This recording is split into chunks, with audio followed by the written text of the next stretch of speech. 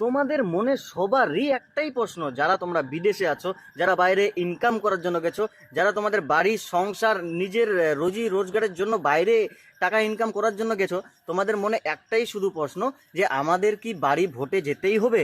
আমাদের বাংলায় ইলেকশন, তো আমরা কি ভোট দিতে যাব? একান্তই কি যেতে হবে?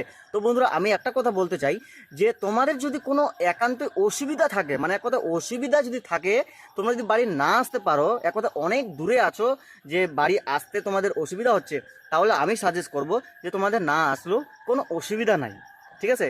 কারণ আমরা যদি ভোটের দিন অসুস্থ হয়ে যাই, আমাদেরকে হসপিটালে নিয়ে যাওয়া হলো, আমরা হসপিটালে ভর্তি আছি, তাহলে তো ইলেকশনের নেতা তারা তো আমাদেরকে হসপিটাল থেকে তুলে এনে ভোট দেওয়াবে না, ঠিক আছে? আমার ভাষাটা বুঝতে পারছো?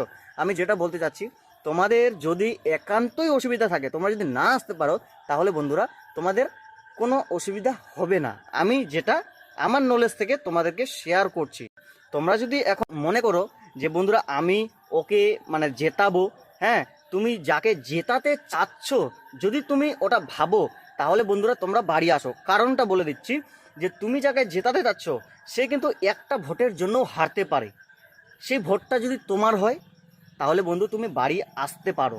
যদি তোমার সুবিধা হয় আসাটা, যদি তুমি অনেক দূরে না থাকো, তুমি যদি আমাদের বাংলার কাছাকাছি থাকো, মানে তোমার বাড়ির কাছাকাছি থাকো, তাহলে বন্ধু তুমি আসো, আমি তোমাকে এটাই সাজেস্ট করব।